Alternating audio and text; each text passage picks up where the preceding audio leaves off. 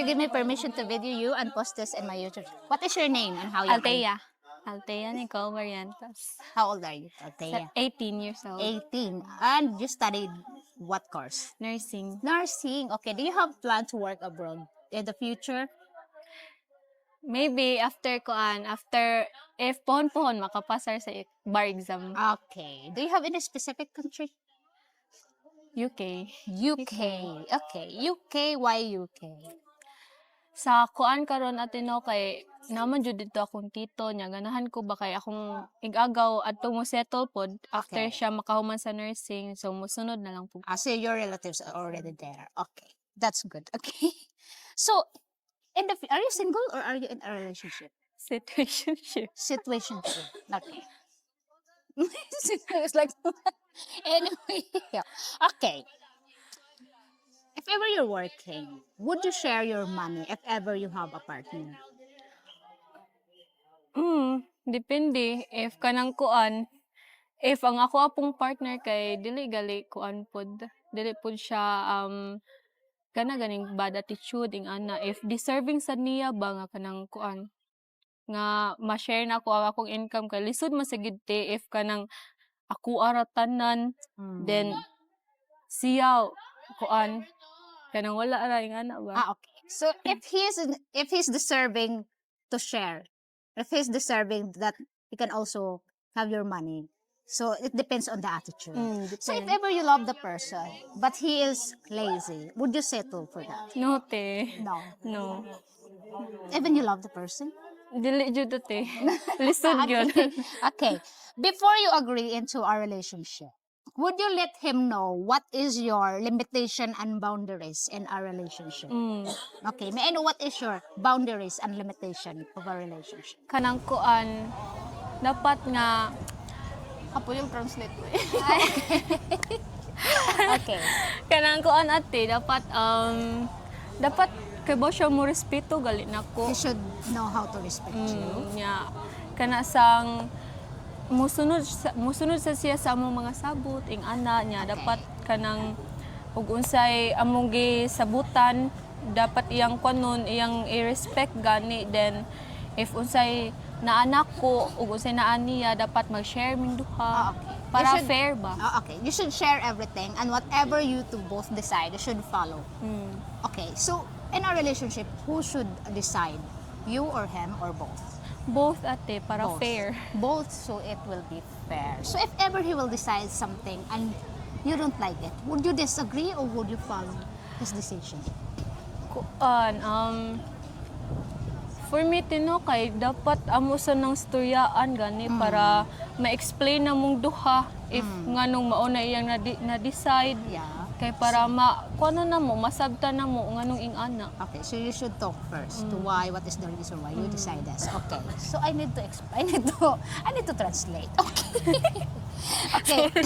If you're in a relationship, is it better to have your own income than relying on your partner for expenses?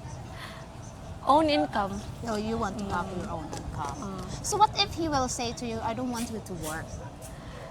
Dili kay naman jud time te nga maabot gid ang time nga manginahanglan gid kag imong kaugalingong kwarta kaysa sa magdepend ka sa kwarta sa imong partner. Okay. So she said that there's a time that you really need money. It's better to have your own income than to relying his money for the expenses, which is really understandable. Okay. So as we notice nowadays, in what you call that one, a lot of girls dating same-sex rather than dating a straight, for men. What is your opinion about that?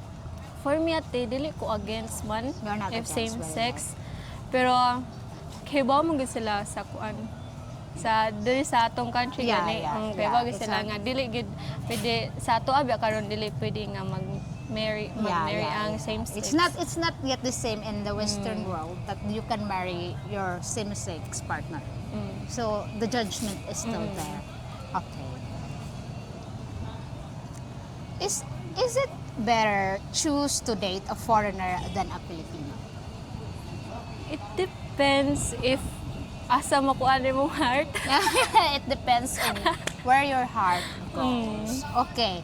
So if ever you choose to date a foreigner, are you ready for the judgment of the people? As we all know, Filipinos judgment, right?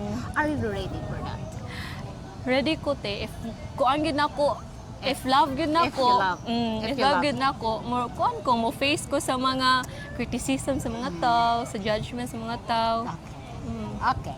So, which do you prefer to date? A younger foreigner who's coming here for a couple of weeks or months, or a foreigner that ready to settle or retired here in the Philippines? Ready to settle. Ready to settle or retired here in the Philippines. Okay. Does age matter for you in a No, relationship? no te. No, not really. Okay.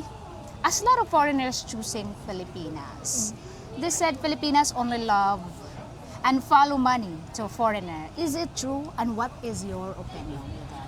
Sa base sa akong nakuanan ron atin no kay Yes. na jud Yeah, daghan there's a lot of paingon nga Filipino. Yeah. kanang mo na sila nga uy kwarta ra man ang apas ing ana pero yeah. sa akong naobserbaran karon atin no kay na may uban nga butan kay nga Filipina gali nga ang kuan kay truly nila love gid ang kuan foreigner pero wa sila mag-apas sa kanang They don't kuan. after the money to come.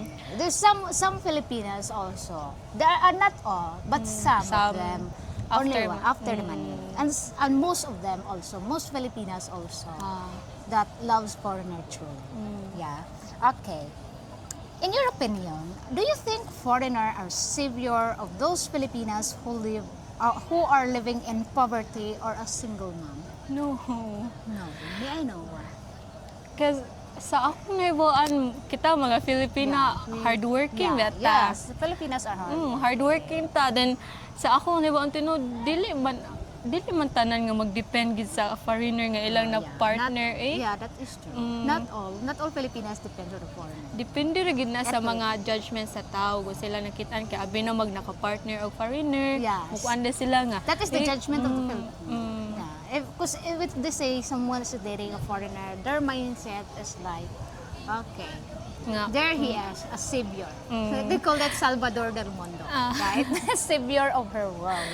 Kanang kuan daw bayaran ng mga utang. Oh yun yeah, na yeah. The dayon. foreigners need to pay her debt. Okay, you don't owe anything now, no credits at all because you have a foreigner. Foreigner.